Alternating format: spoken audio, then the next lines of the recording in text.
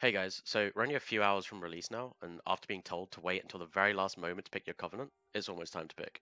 So I'm just going to give a super quick run through of each of them. If you want more detailed information and discussion, the absolute best place to check is always either the Icy Veins Hunter Guide or the Hunter Discord, which has some really good discussion, specifically on Kirian versus Night Fae, which we'll get into a little bit. So firstly, Kirian. Kirian is a really good choice, and it has been for a long time now. But with the recent buff to Night Fae, and arguably even slightly before that, it's going to be slightly behind Night Fae in most situations. That being said, if you want to play Kirian, you're going to be absolutely completely fine. The main positives of Kirian is that it's a 1 minute cooldown, which is fairly flexible in M+, and it has a very strong Covenant-specific conduit. There are definitely a few downsides though, including having only one viable Soulbind in Pelagos. The other two really don't offer too many benefits at all.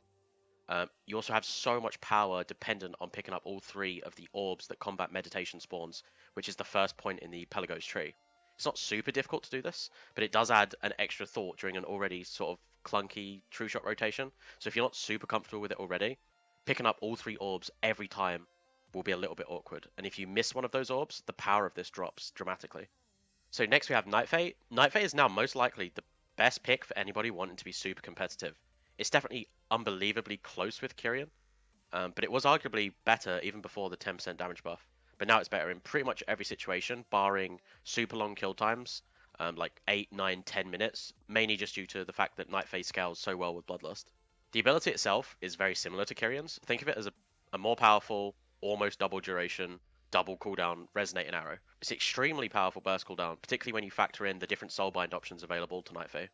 For example, the first Night Fae soulbind is Near, which has an RPPM effect giving procs of extra health and mastery, but a guaranteed 16 stacks for 30 seconds after using Wild Spirits, which gives I think it's 16% health and about 400 mastery for 30 seconds, which is absolutely huge. The second soulbind is Dreamweaver, who has it's a pretty poor DPS option, but it does give a cheat death mechanic on the very first point, which could be really strong in some situations. Thinking high M plus, potentially some raid encounters as well. Also gives a early access to a second potency slot, early in mythic progression, but our potencies are so bad that this probably isn't too strong. Then, even though it's unlocked much later, the final Night Fae Soulbind, Coralin, looks really powerful in M plus and AoE. The first point, 10% damage over 75% HP of mobs, which is super powerful for our opener, obviously, and with our damage so front loaded, it's pretty good. And then first strike giving 25% crit for 5 seconds whenever you hit a new enemy. Again, the front loaded damage on packs is going to be pretty crazy with this, especially in dungeons. The only problem is we won't unlock this for, I think it's like 2 to 3 months or something, so it's probably not something to worry about just yet. So yeah, unlike Kirian, all three of the soulbinds have different uses, and they really do offer some different options. Unlike Kirian, which just has Pelagos and pretty much nothing else. I think one of the main benefits of Night Fae as well is that even though it's only slightly better for MM, it's significantly better for BM and survival, which just adds some flexibility. It means that you're going to be switching and you're not going to be worse off or anything like that. Kirian is also decent for the other specs, but Night Fae is more ahead for BM than it is for MM.